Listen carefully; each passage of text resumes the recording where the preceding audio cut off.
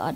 Therefore, although Prahlad Maharaj, Dhruva Maharaj, Ambarish Maharaj, Yudhishthir Maharaj, and many devotee kings were materially very opulent, they accepted their material opulence in the service of the Lord, not for their personal sense gratification.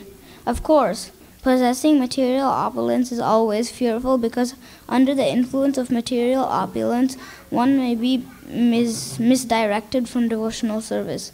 Nonetheless, a pure devotee is never misdirected by material opulence.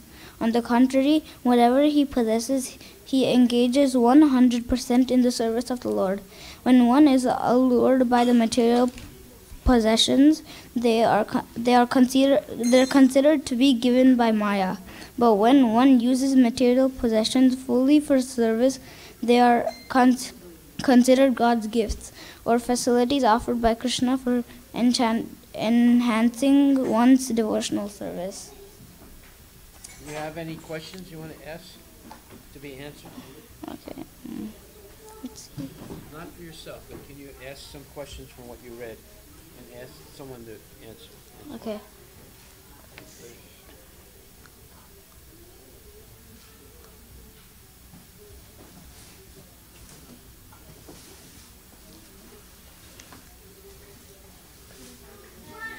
Okay, I'll ask you a question. So, you just heard what was read. Can anyone answer the following question?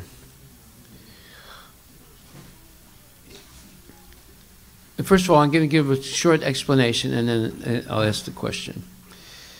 Previously we read that devotees are not concerned with cause and effect so much because they know that everything comes from Krishna. So Krishna is the original cause and Krishna is the effect.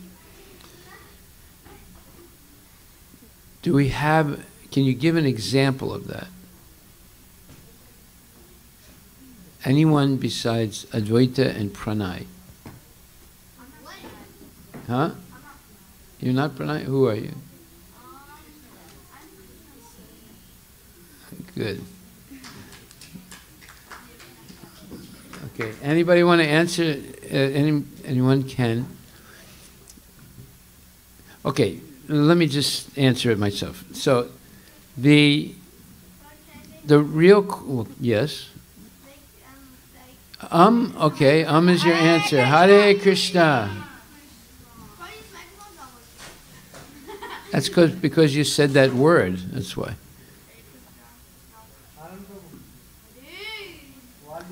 Okay, therefore, the devotee understands that everything comes from Krishna. Therefore, if there's a big problem in life, it's because we forgot Krishna. And if there's any success in life, it's because we remember Krishna. And the proof that we remember Krishna is we use whatever success we have in life. It can be money, it can be fame, it can be beauty or whatever, in the service of the Lord. That way we're never affected by karma. However, if we accept Krishna's mercy in the form of wealth or fame or whatever, and we use it for sense gratification, then we can expect something bad to happen because we're misusing it. Prabhuji, can I give an example of the cause and effect thingy? Yes. Like the dog do example. Like if you're thinking about like nonsense, the cause is because you're thinking about nonsense, and the effects you step in dog do. That's a good example. Okay. So do you have a question you want answered? Okay. Or you want to ask a question and get an answer from the audience? Not yet? I'm going to search and then... Okay.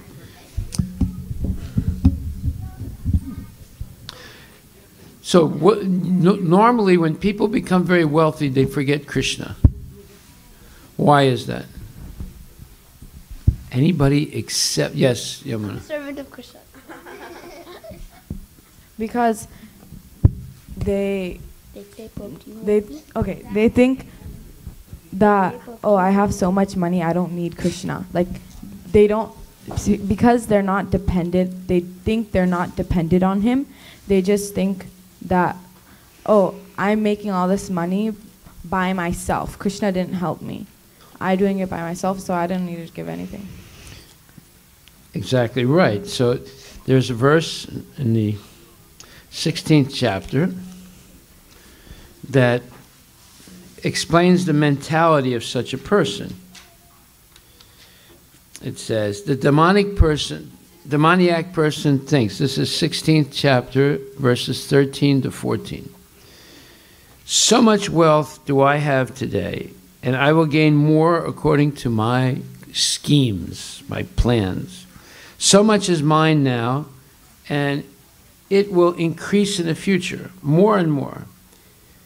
This person here is my enemy, and I have killed him. And my other enemies will also be killed. I am the Lord of everything. I am the enjoyer. I am perfect, powerful, and happy. I am the richest man, surrounded by aristocratic relatives. There is none so powerful and happy as I am. I shall perform sacrifices. I shall give some charity, and thus I shall rejoice. In this way, such persons are deluded by ignorance. So this is a description of a demoniac person who sees themselves as independently successful. They don't have any recognition of Krishna. Yes, Prabhu.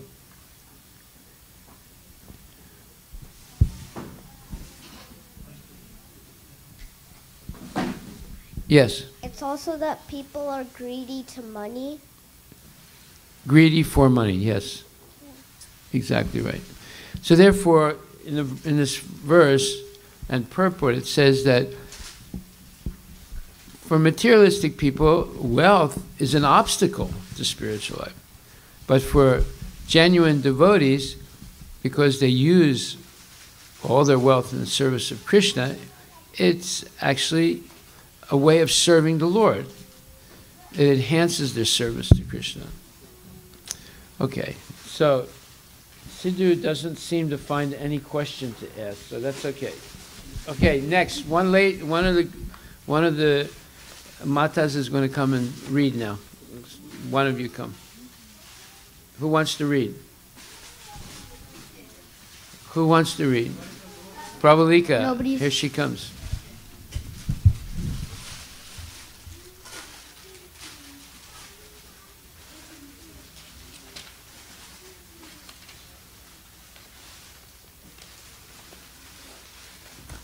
Now we're going to hear what Prahlad Maharaj says in the Sringadev. Prahlad Maharaj said, "My dear Lord, O Supreme Personality of Godhead, because I was born in an atheistic family, I am naturally attracted to material enjoyment. Therefore, kindly do not tempt me with these illusions. I am very much afraid of material conditions, and I desire to be liberated from materialistic life. It is for this reason that I have taken shelter of your lotus feet." You want to ask a question from the audience? See if they can answer? Or what you think?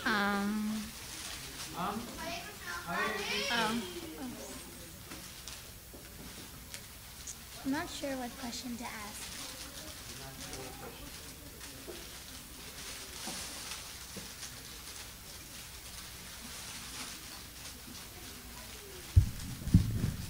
Well, Prahlad Maharaj basically said that he doesn't want any material benediction. Is that what it says?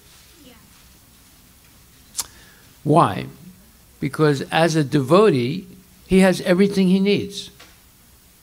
Krishna says, Yoga Shemam Vahamyaham. He makes Krishna consciousness easily available, and he protects the devotee from falling down. And he supplies the devotee his basic needs. So Prahlad Maharaj doesn't need anything material.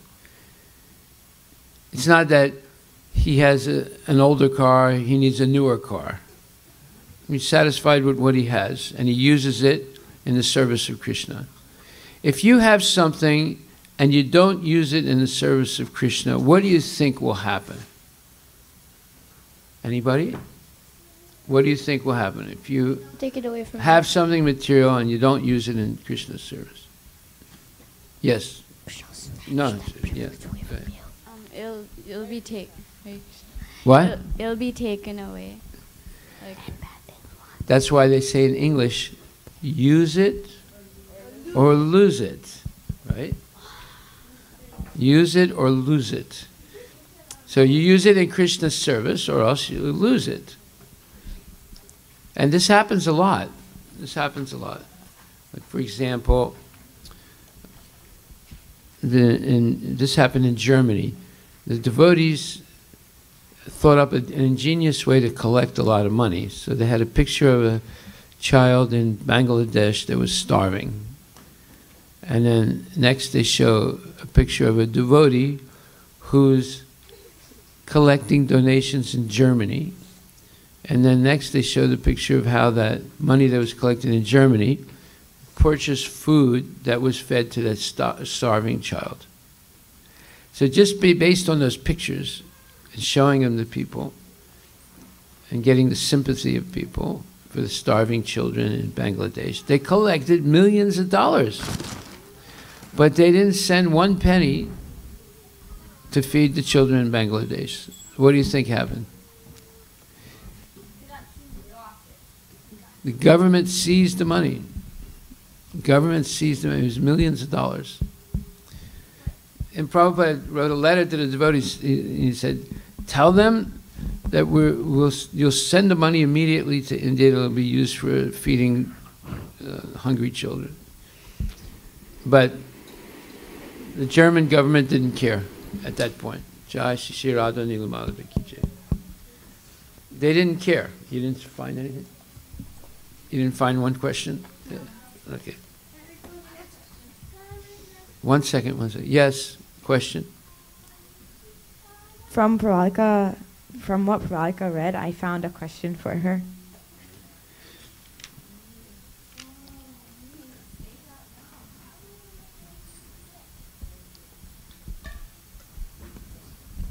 Yes. So why did Prahlad? Well, we didn't hear. We didn't. Okay, go ahead. So the question is. Hare Krishna. The question is, why did Prahlad Maharaj surrender? If someone was trying to kill you, would you avoid Krishna? What would you try and do? Pray to Krishna. Yeah, exactly. So Prahlad was a devotee, so when he was in danger, immediately he prayed to Krishna. He was always remembering the Lord. Yes? I have a question. Is it better to be, as a devotee, to be in a demoniac family to progress our spiritual life? Because then things are a little harder, so you have to become more serious. Actually, no, because Prahlad, although he was born in a demoniac family, he was instructed by Narada Muni. Right? He got. What's that? If you're a devotee already, yes. Is it beneficial to be in a demoniac situation so that you could become more serious in your devotional life?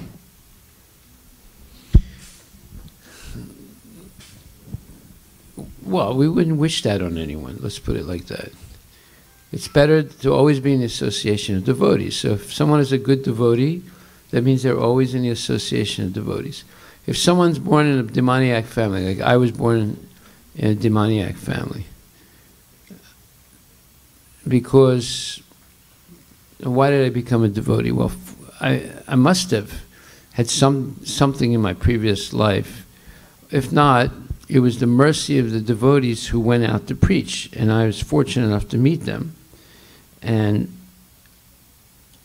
if I always stayed in my family, I would have never met them.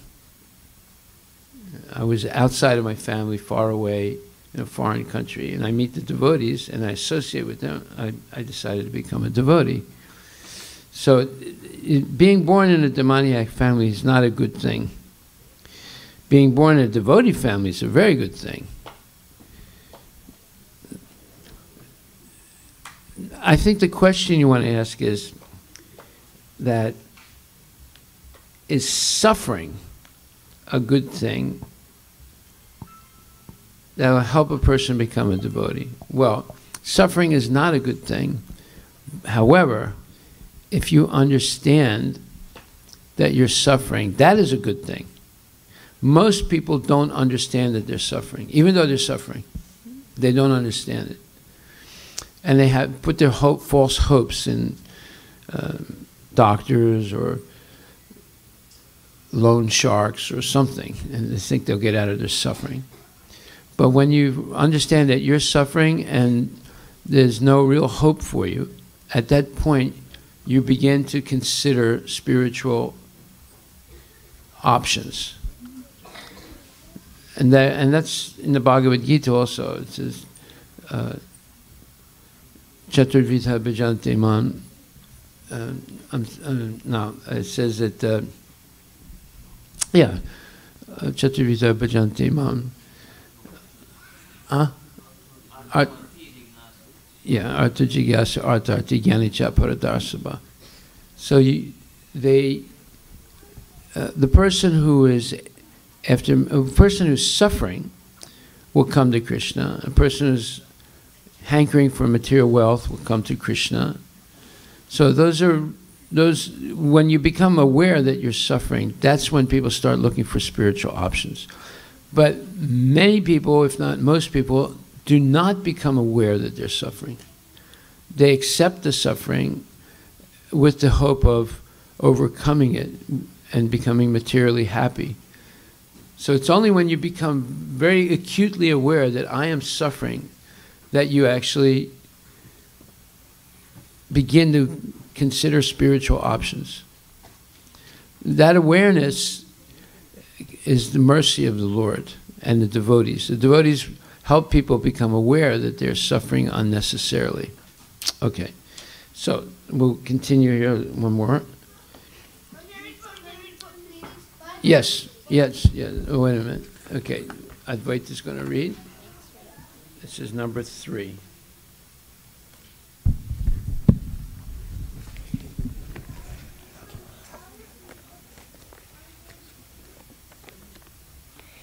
Prahlad Maharaj said, "My dear Lord, O Supreme Personality of Godhead, because I was born in an atheistic family, I am naturally attached to material enjoyment. Therefore, kindly do not tempt me with these illusions. I am very much afraid of material conditions, and I desire to be liberated from materialistic life. It is for this reason that I have taken shelter of your lotus feet." Materialistic life means attachment to the holy in everything in relationship to the body. This attachment is based on lusty desires for sense gratification, especially sexual enjoyment. Kama sestra hritagnana. When one is too attached to material enjoyment, he is bereft of all knowledge. Hritagnana. As stated in Bhagavad Gita, those who are attached to material enjoyment are strictly inclined to worship the demigods to procure various material opulences. They are especially attached to worship of the goddess Durga and Lord Shiva, because this transcendental couple can offer their devotees all material opulence. Prahlad Maharaj, however, was detached from all material enjoyment. He therefore took shelter at the lotus feet of Lord Narasimhadev, not at the feet of any demigod. It is to be understood that if one really wants release from this material world, from threefold miseries, and from Janma Mrityu Jara Vyadhi, birth, death, old age, and disease, one must take shelter at the Supreme Personality of Godhead. For without the Supreme Personality of Godhead, one cannot get release from materialistic life. Atheistic men are very much attached to material enjoyment. Therefore, if they get some opportunity to achieve more and more material enjoyment, they take it. Prahlad Maharaj, however, was very careful in this regard. Although born of a materialistic father, because he was a devotee, he had no material desires. Anyabilasita shunyam. Do you have any questions you want to ask the audience?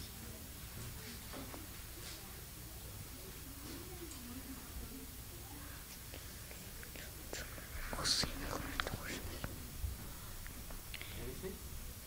Yes, Prabhuji. Why do people who are attached to material enjoyment worship the demigods?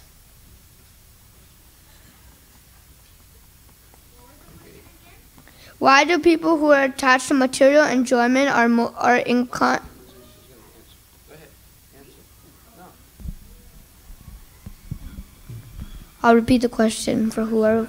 Because they want materialistic things. Because they desire materialistic things. Materialistic what? Objects. Okay. Okay, ask your sister. Wrong. Ask your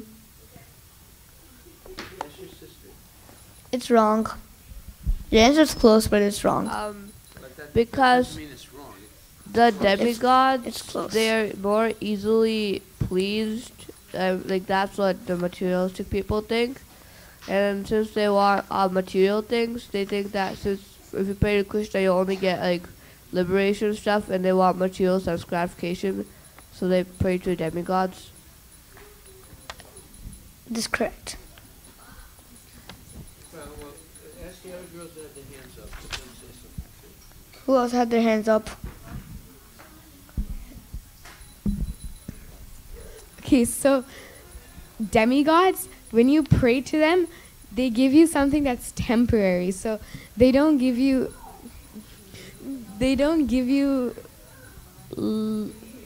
Yeah, it's true. Then why do the materialistic people worship the demigods? Yeah, that's because they give you what you want. They give you your desires. So if you perform yajna to them, then they'll give you what you want, you know? Anybody else?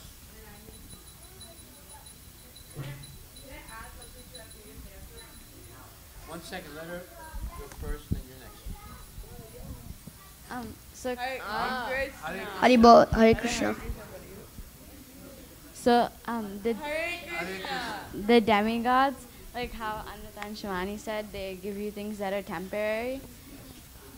Shivani and Anita said, and Krishna will give you something that you need, and like they don't want that, but since they have like material desires and things like that they want material desires, if they ask Krishna, then he'll give something that's like not what their like temporary desires are, but he'll give something that's eternal. Okay, I have another question. Whoever wants to answer. Your sister wanted to add something. Okay. And then also she wants So yeah, Tani already said it. I was going to add, but Hare Krishna.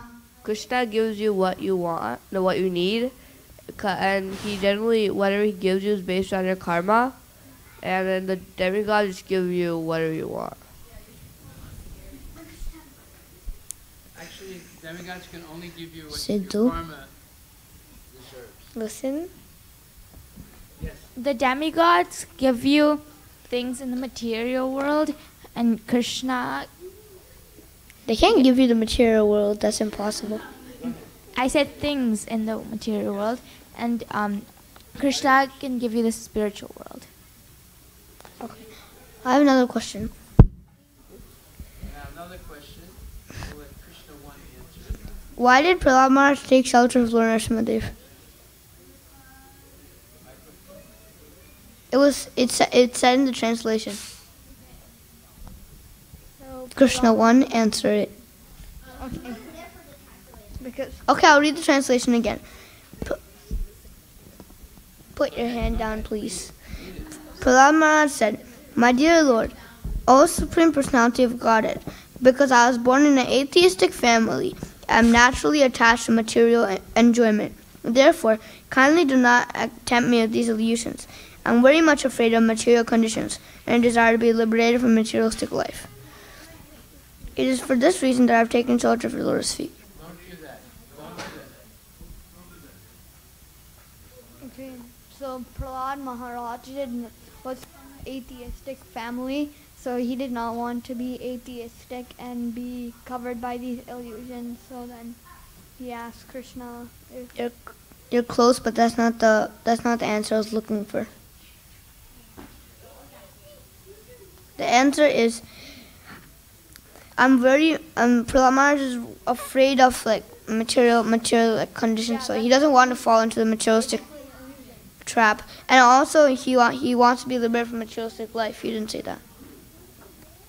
yeah, but Okay, so that's an important point. You want to say something?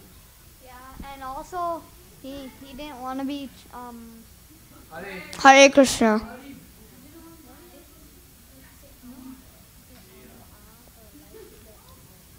Go ahead. Hare Krishna. I said okay. I said okay. You said Go ahead. Come on. Make your answer. I didn't want to be trapped by material illusions and engage in material life. Yeah, basically he wanted to get liberated. He was afraid of falling down into the materialistic trap, into the materialistic world. So then he decided he wanted to be liberated from the materialistic life. Yeah. What he's saying is basically he's afraid of material conditions, and because of that, he wants to be liberated from material life. So he doesn't want to receive any benediction that will keep him more attached to material life. You got that? So, should you be afraid, like Prahlad Maharaj, of material conditions? Yes. Why? What does he mean by material conditions? Yes, Krishna 1.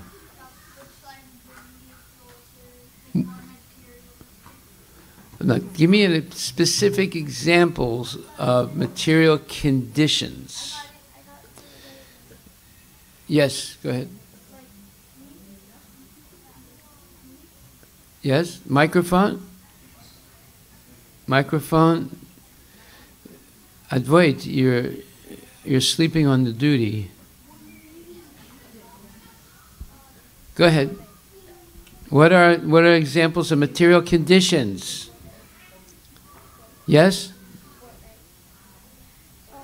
Games. Games. You mean like computer games? Yeah, such as Fortnite. Yes.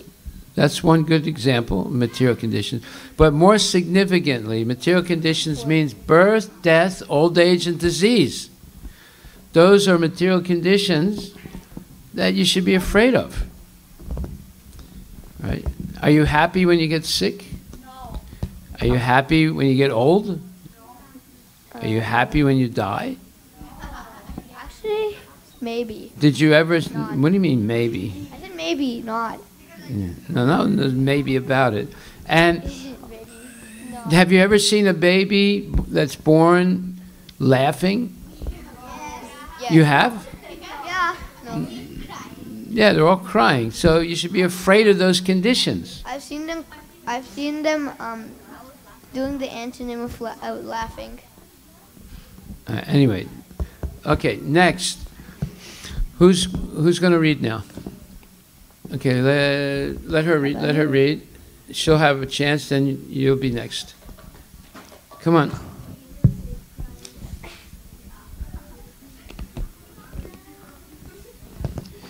So the material miseries of life, birth, death, old age, and disease, Prahlad's saying he's afraid of those conditions, and he wants to get free of it. And the only way to get free of it is through devotional service. Go ahead. Yeah. O my worshipful Lord, because the seed of lusty desires, which is the root cause of material existence, is within the core of everyone's heart, you have sent me to this material world to exhibit the symptoms of a pure devotee. Purport. Bhakti Rasamrita Sindhu has given considerable discussion about Nitya Siddha and Sadhana Siddha devotees. Nitya Siddha devotees come from Vaikuntha to this material world to teach by their personal example how to become a devotee. The living entities in the material world can take lessons from such Nityasiddha devotees and thus become inclined to return home, back to Godhead. A Nityasiddha devotee comes from Vaikuntha upon the order of the Supreme Personality of Godhead and shows by his example how to become a pure devotee. Anya Bilashita Shunyam. In spite of coming to this material world, the Nityasiddha devotee is never attracted by the allurements of material enjoyment. A perfect example is Prahlad Maharaj, who was a Nityasiddha, a Mahabhagavata devotee.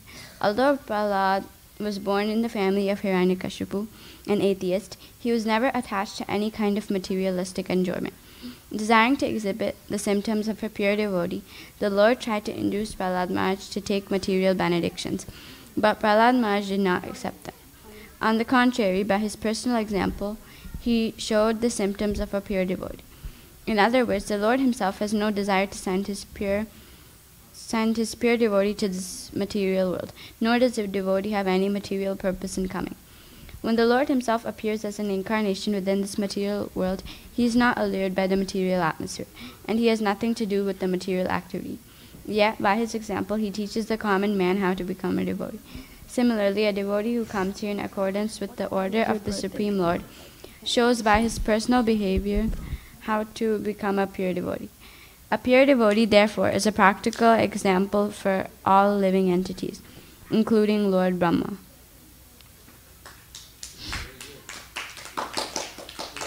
Good job.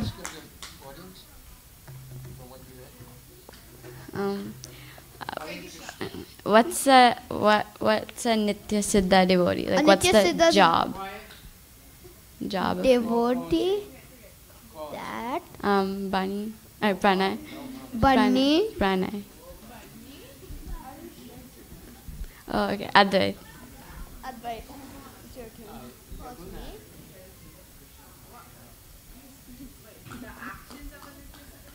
Yeah, like what do they do? Like, why do they come to the material world?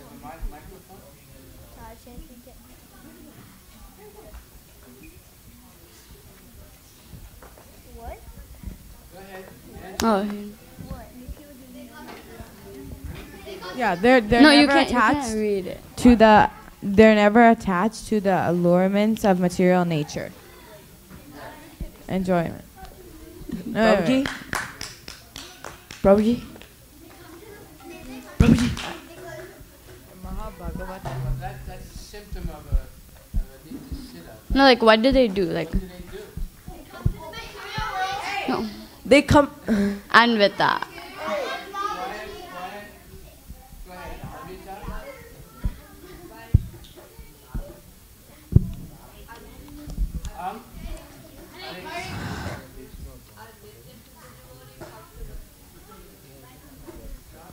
The Nityasiddha devotee comes to the material world to spread Krishna consciousness. Give an example.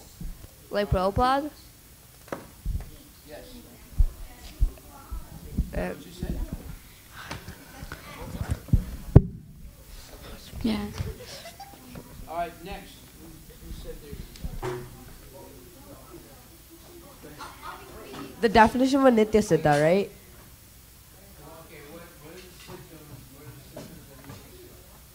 So they came down from the spiritual world to teach us how to become pure devotees. So then they have the qualities of pure devotees. Like they don't get attracted to material. They don't get attracted to material enjoyment. Okay. Wait a minute. Now it's a gentleman's turn. Okay, go ahead. You can. Did you read already? No. Okay. Yeah. Come.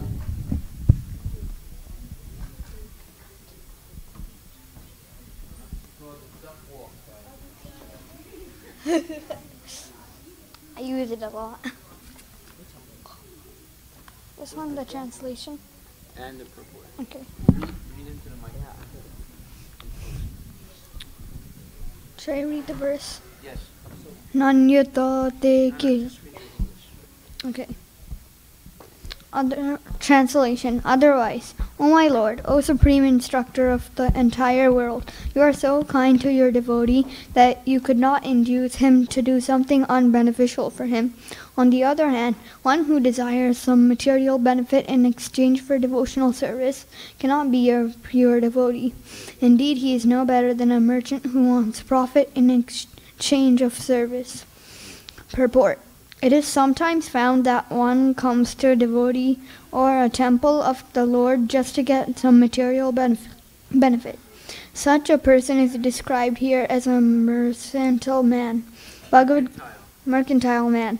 Bhagavad Gita speaks of artho jignasur artharti.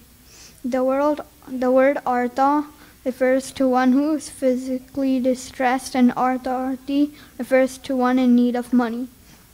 Such persons are forced to approach the Supreme Personality of Godhead for mitigation of their distress or to get some money by the benediction of the Lord. They have been described as Sukriti, pious, because in their distress or need for money, they have approached the Supreme Lord. Unless one is pious, one cannot approach the Supreme Personality of Godhead. However, although a pious man may receive some material benefit, one who is concerned with material benefits cannot be a pure devotee. When a pure devotee receives material opulences, this is not because of his pious activity, but for the service of the Lord.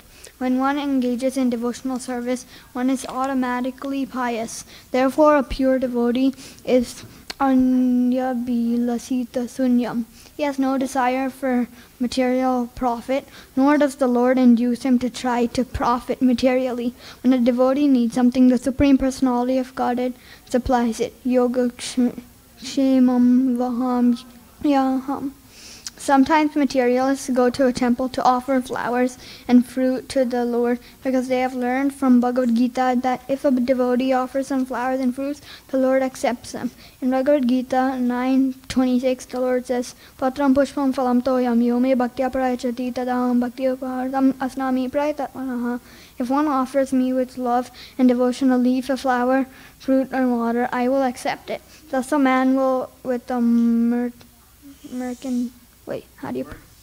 mercantile mentality thinks that if he can get some material benefit, like a large amount of money, simply by offering a little fruit and flower, this is good business. Such persons are not accepted as pure devotees because their desires are not purified. They are still mercantile men, even though they go to temples to make a show of being devotees. Sarvopadi vinir muktam tatparatvena nirmalam. Only when one is fully freed from material desires one can be purified, and only in that purified state can one serve the Lord. Rishikena Rishikesha Sevanam Bhaktirucha. This is the pure devotional platform. Do you have any questions you want to ask the audience? Sure.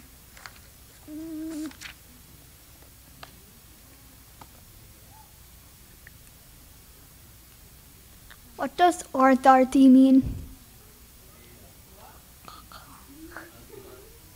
Okay. What does artharti mean?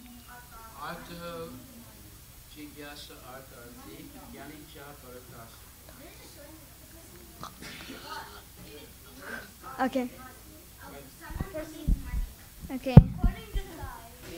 No, that's artharti. Artho is different. Artho is different. Artho jigyasa artharti. You asked artharti? Yeah. Okay. Yeah. Very good. Can I ask another one? Yes. Okay.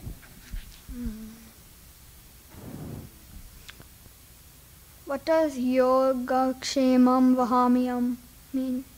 Advait?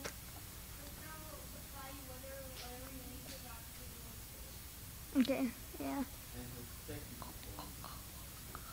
Yeah, prabhu. Thank you very much, Krishna One. Very good. Who wants to read now? Yes, Tom.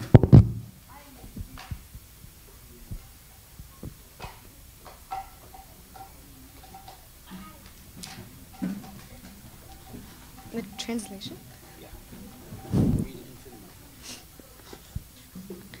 A servant who desires material profits from his master is certainly not a qualified servant or pure devotee.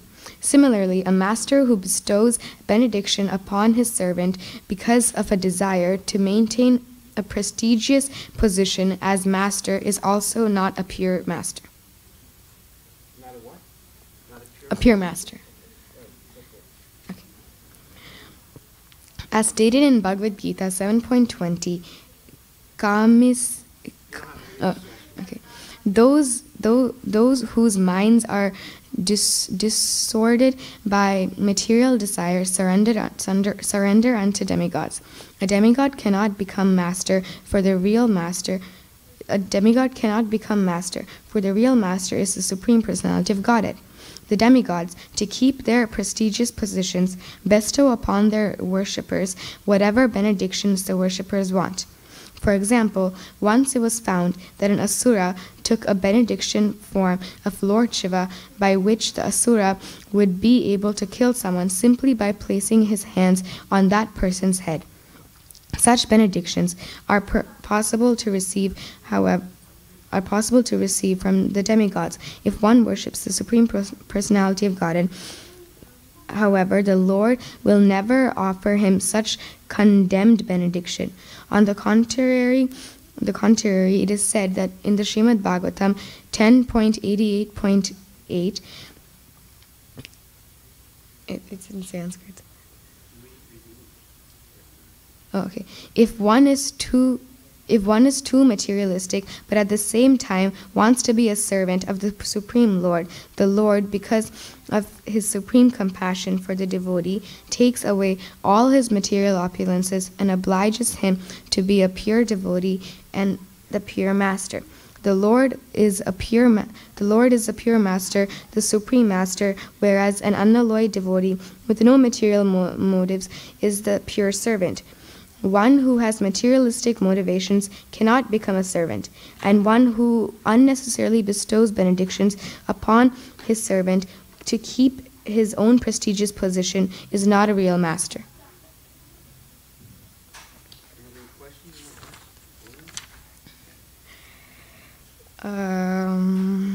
Oh.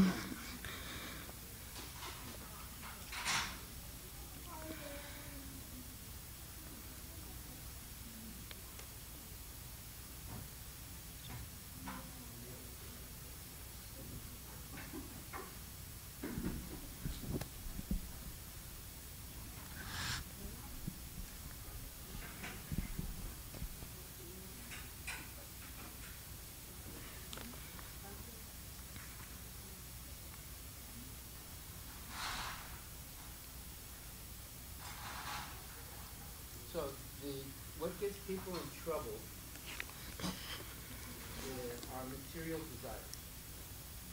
What gets people out of trouble is spiritual desire. So everything depends on what we desire. So here in this purport, it clearly says,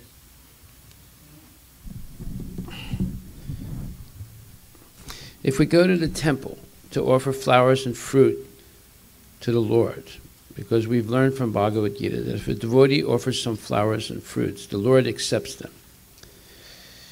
And Krishna says, if one offers me love and devotion, a leaf, a flower, fruit, or water, I will accept it. Thus, a person with a businessman mentality thinks that if he can get some material benefit, like a large amount of money, simply by offering a little fruit and flower, this is good business. What does he mean by that? This is good business. What's so good about it? Yes?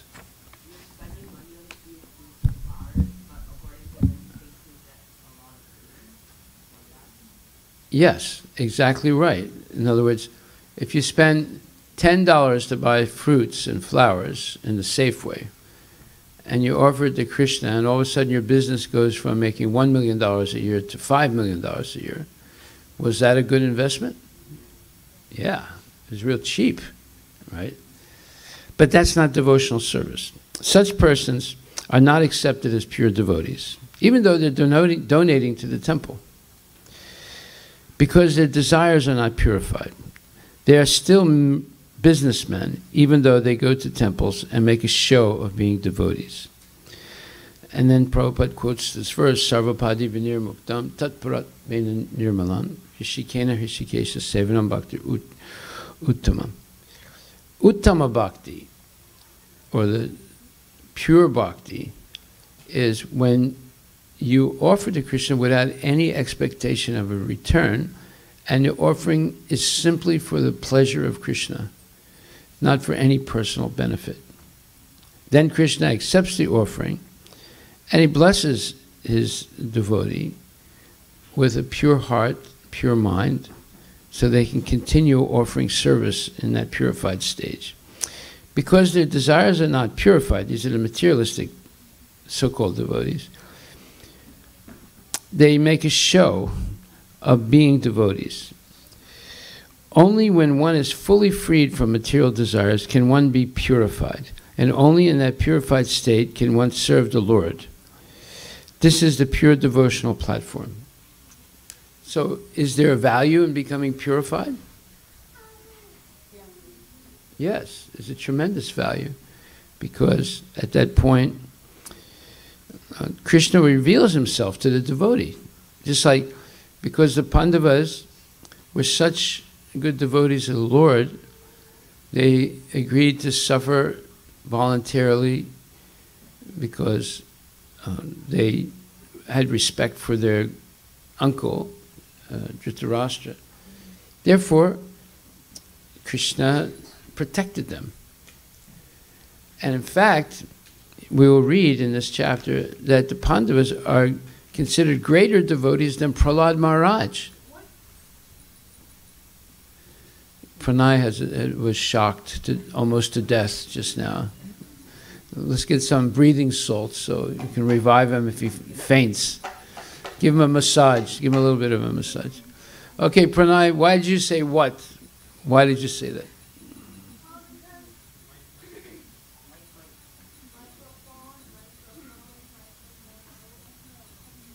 Well, this is because Prahlad Maharaj, he has a gift of always remembering the Lord, and he also, like,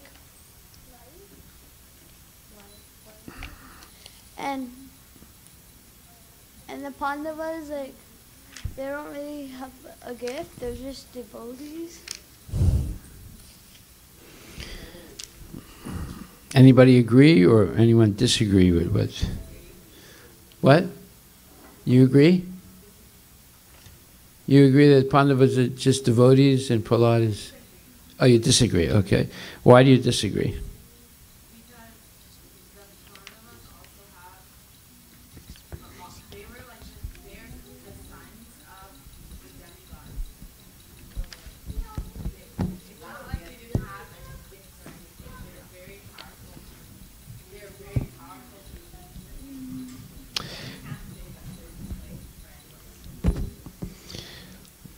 Okay, that's not the answer, but it's you're getting close.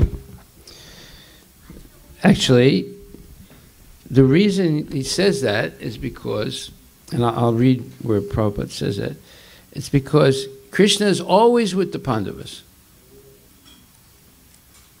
Even though they're in the material world, he's always with the Pandavas. Arjuna, birth after birth, he's with Krishna somewhere in Krishna's pastimes in the material world. So for that reason, they're considered even more, let's say, favored by the Lord.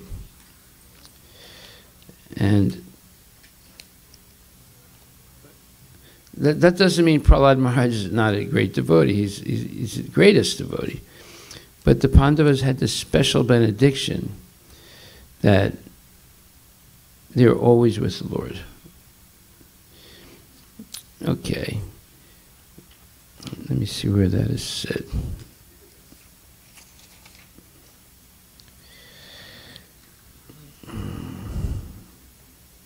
Okay. Narada Muni praised Yudhishthira Maharaj because the Supreme Lord, Krishna, was the greatest well-wisher and friend of the Pandavas, and almost always stayed in their house. Thus, the fortune of the Pandavas was greater than that of Prahlad Maharaj. Got it? Yes?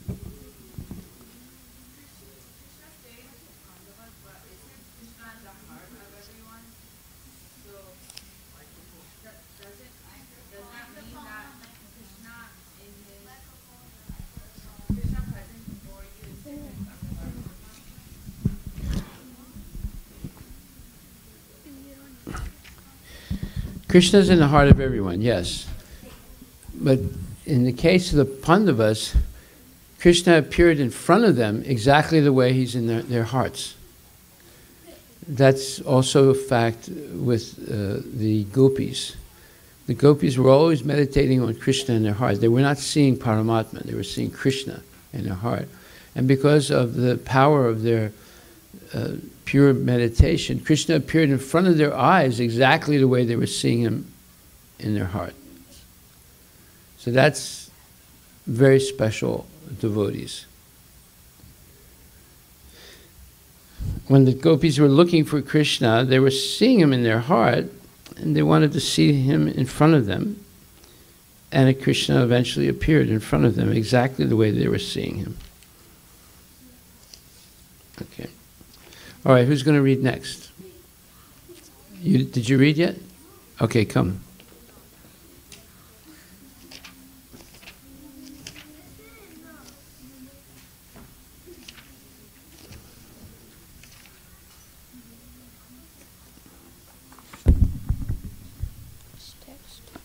We'll stop in a little while. Which one? That's number 5.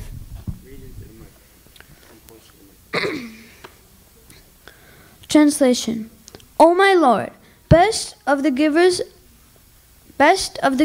of the benediction, if you at all want to bestow a desirable benediction upon me, then I pray from your Lordship that within the core of my heart there will be no material desires.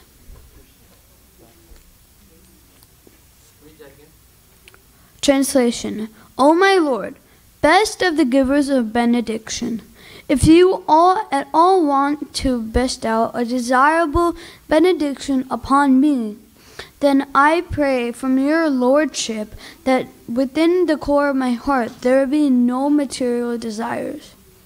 Okay, now all the girls that are talking, please step outside and talk. Because you're interrupting other girls who want to listen. If you don't have an interest in listening, you can step outside and talk. You can say anything you want outside. But in the class, you have to listen. Okay, go ahead. Purport. Lord Sri Chaitanya Mahaprabhu taught us how to pray for benedictions from the Lord. He said, O my Lord, I don't want from you any amount of wealth, nor many followers, nor a beautiful wife, for these are all materialistic desires. But if I have to ask you for any benediction, I pray that in whatever forms of life I may take birth, under any circumstances, I will not be bereft of your transcendental devotional service. Devotees are always on the positive platform, in contrast to the Mayavadis, who want to make everything impersonal or void. One cannot reign void, rather one must possess something. Therefore, the devotee on the positive side wants to possess something, and this possession is very nicely described by Prahlad Maharaj, who says, if I must take some benediction from you, I pray that within the core of my heart there will be no material desires. The desire to serve the Supreme Personality of Godhead is not at all material. Should I read this part too? No, you have a question you want to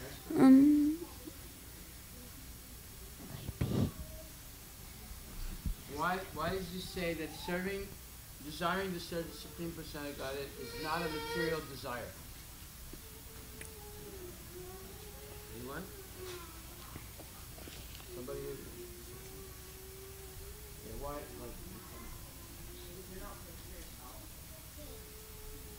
Yes.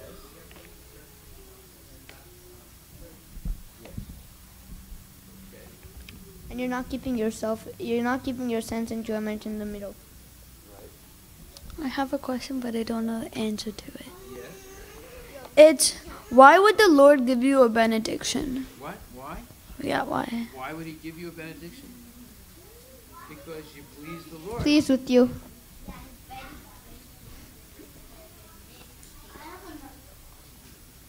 Yes.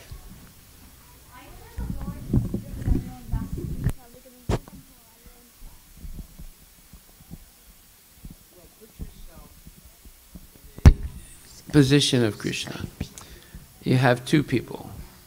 One is a complete nonsense, never listens in the class, always interrupts, walks out, never chants. And another one's always listening and always attentively answers questions and is always eager about serving the Lord. Now you're the Lord now, right? So which one would you like? The second one. Does that answer your question?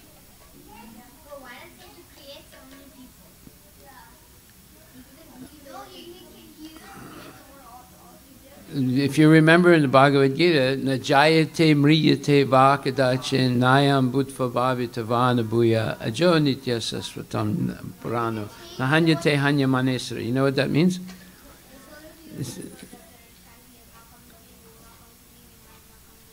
It means that the soul was never born and never dies. So he didn't create the soul. It's part and parcel. We're part and parcel of Krishna. Krishna is eternal. We're also eternal. The material world seems to be created at a certain point and seems to be dissolved at another point. So our body is like that, but our soul is eternal. It was not created. It was part and parcel of Krishna. Okay. So, ladies, who wants to read? Who hasn't read? No. Did you read yet, Yamuna? Okay, come.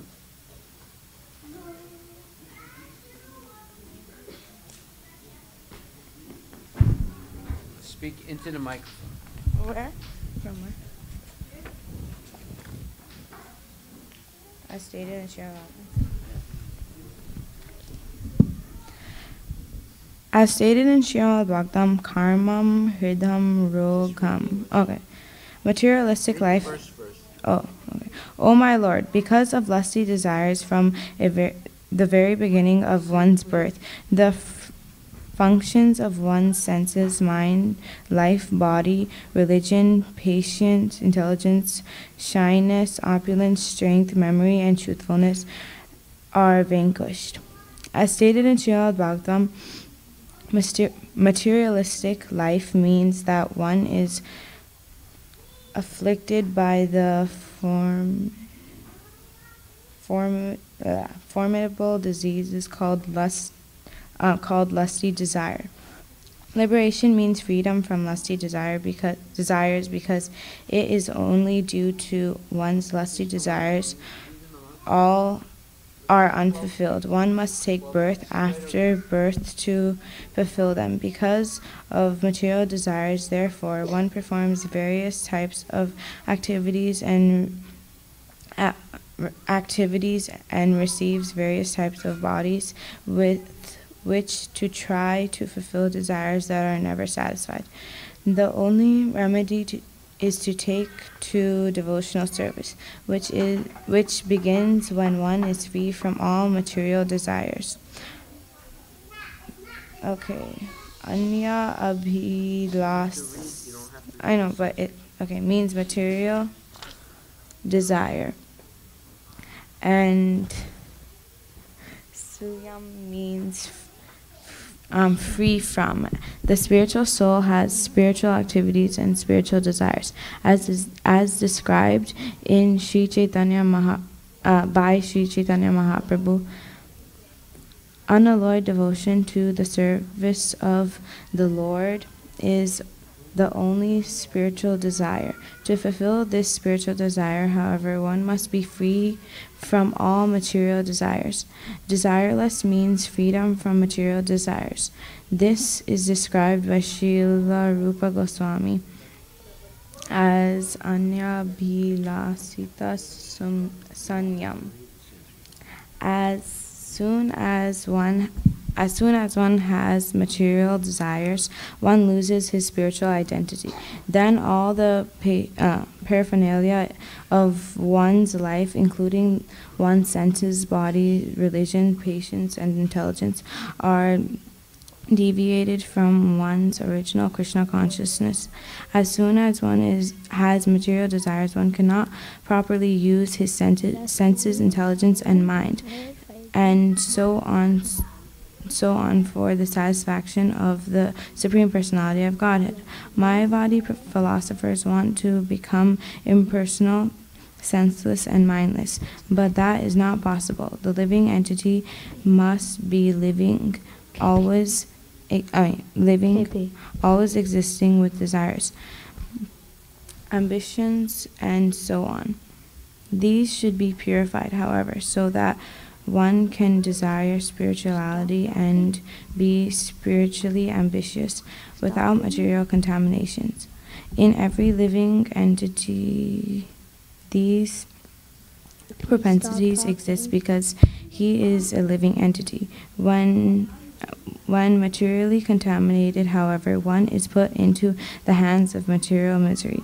If one wants to stop repeated birth and death, one must take to devotional service of the Lord. Bhakti or devotional service means engaging all our senses in service of the Lord, the Supreme Personality of Godhead, the Master of all the senses. When the Spirit Soul renders service unto the Supreme, there are two side effects. One is freed from all material designations, and simply by being employed in the service of the Lord, one's senses are purified. I have a question. What do Mayavadi philosophers want to become? Tanvi.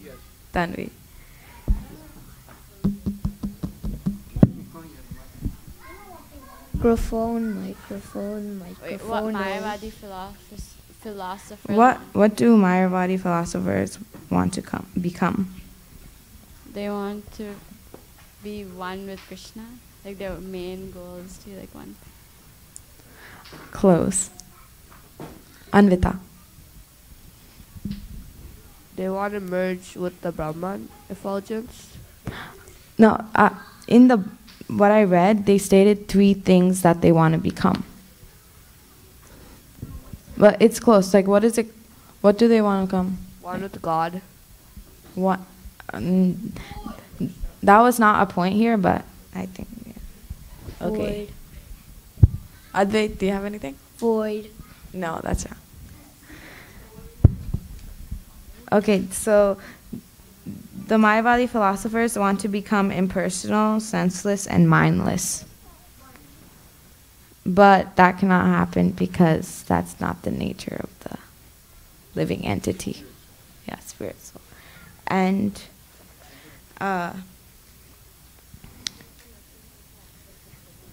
wait 1 second.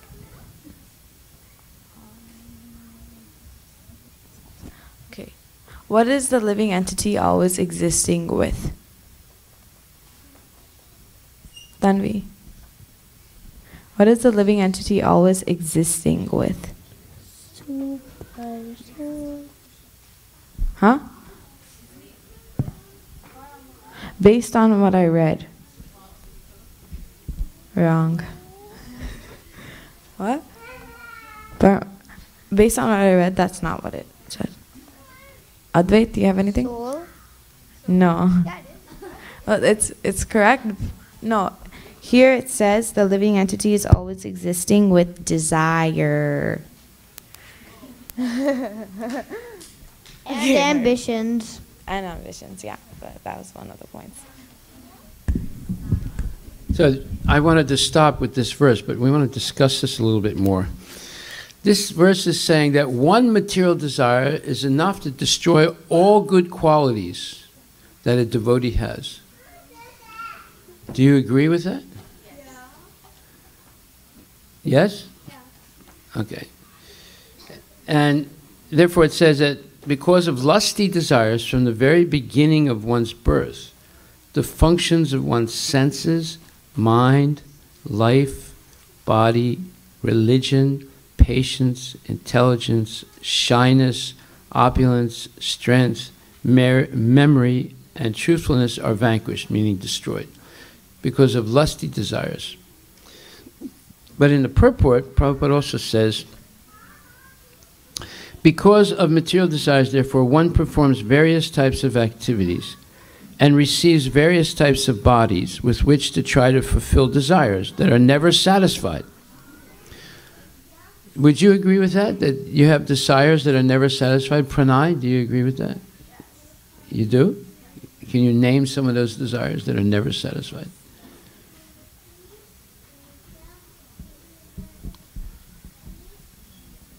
Some desires that are never satisfied are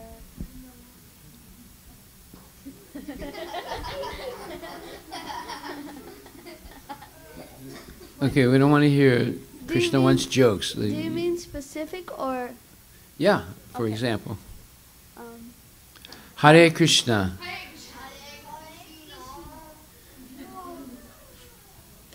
Go ahead.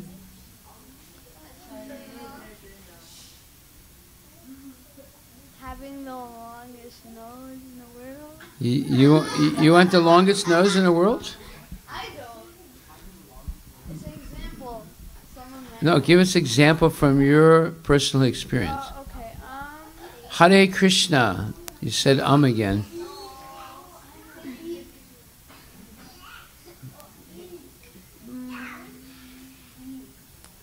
Being 5 again. You want to be 5 again? Yeah. You mean 5 different yous or 5 years old? 5 years old. Okay. Why do you want to be 5 years old? Actually, never mind. Hare Krishna. You said again. I want to go to the soccer tournament in Europe this year, but I can't. Okay. So is that a material desire? Yeah, I can't go because I don't have a visa. No, you can't go because you have either good karma or bad karma. Which one do you think it is? Yes, bad karma. Yes, When you're watching the soccer game, do you forget Krishna? Yes. Yes, just say yes. Mostly. Mostly, okay. Don't you remember Okay. Krishna created Messi or Neymar? Well, because of material desires, we have to take birth again. Ronaldo. And one material desire is enough to corrupt all good qualities a person has.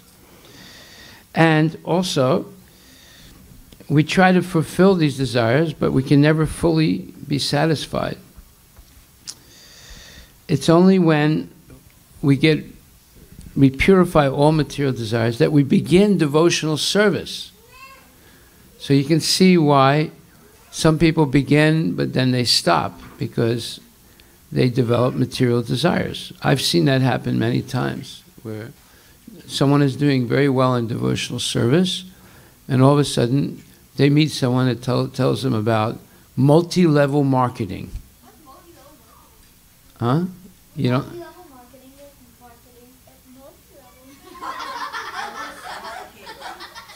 Okay, what does it mean though? What does it mean? You just committed what's called a tautology in philosophy. Tautology is, I asked, what is multi-level marketing? And he said, multi-level marketing is marketing on multiple levels. So he answered the question with the question itself, but rearranged a little bit. So basically he just repeated it himself, right?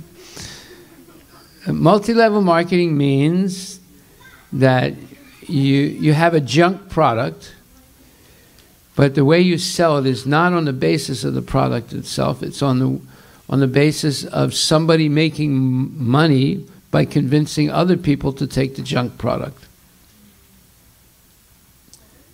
Also, basically, like somebody wants some other person to follow their religion, but they don't follow it that much. No, you have a junk product, right? But it has nice labeling and everything. Junk product. So what in multi-level marketing, you convince another person to become what's called your downline. The downline is that they buy a certain amount of this product every month, and then they can go out and convince other people to do the same thing. Every time the other people buy the product, they get a percentage. Right? Only a criminal will say it's smart, you know. Not that he's a criminal yet, but. So, were you going to say something about multi-level marketing? Hare Krishna. No. Give him the microphone so he can say again. Hare Krishna. I've seen even devotees get trapped into this, and then they, ask other devotees to participate in it. Yeah, they stop talking about Krishna. They just talk about how much money you can make if you buy this product, and then convince other people. Your consciousness completely changes. So yes. Every time you see a devotee, instead of thinking about or talking about Krishna, the idea is, how do I convince him to become my downline? Yes. So it's very polluting. Very polluting. Yes. So one devotee came to me, and he tried to convince me to buy some junk product and become his downline. And he said, you're in a position where you can make a huge amount of money, because all these wealthy Indians come to the temple and they more or less listen to whatever you say. So just imagine if you could convince them to buy this product, they become your downline, and you'll make hundreds and thousands of dollars for the temple. Right. So what did I say? Of course it's cheating, but I said, do you think that the reason that I've been here 25 years, every day, talking about Krishna, cooking for Krishna, cleaning the temple, doing artis, all these things, so that I can cheat the people that come to the temple with this nonsense product and in order to make a few dollars? I said, you are absolutely crazy. And I told him, I don't want to see you here again. Because he was corrupted. Everybody that walked in the temple, he would try and offer this thing to them. See, that's one material desire is enough to corrupt everything a person thinks, desires, speaks, their intelligence, their goodness, their Krishna consciousness. It corrupts everything. And especially this multi-level marketing. I mean, you saw it in your own, and it can happen to devotees also. But he was smart. He was thinking, if he can convince me, then he'll make a fortune, because I'll convince so many other people. No, the purpose of Krishna consciousness is not to have a big downline. He was a devotee, yes, in the past tense. He was. But what's his name? No, I'm not going to tell you what his name is. You don't know him anyway. He's not here. Oh. His name is a devotee.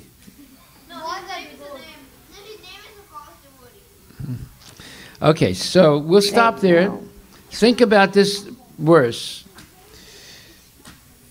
This verse is very important. It tells you how dangerous material desires is. Not only you'll take birth again, but it'll corrupt any goodness that you have. It'll corrupt any goodness that you have. thank you very much, and we'll continue. Everyone can take a break. If you're still around, come back in 1 hour, and we'll continue. We want to read about Prahlad Maharaj, and especially Nrsingadev today.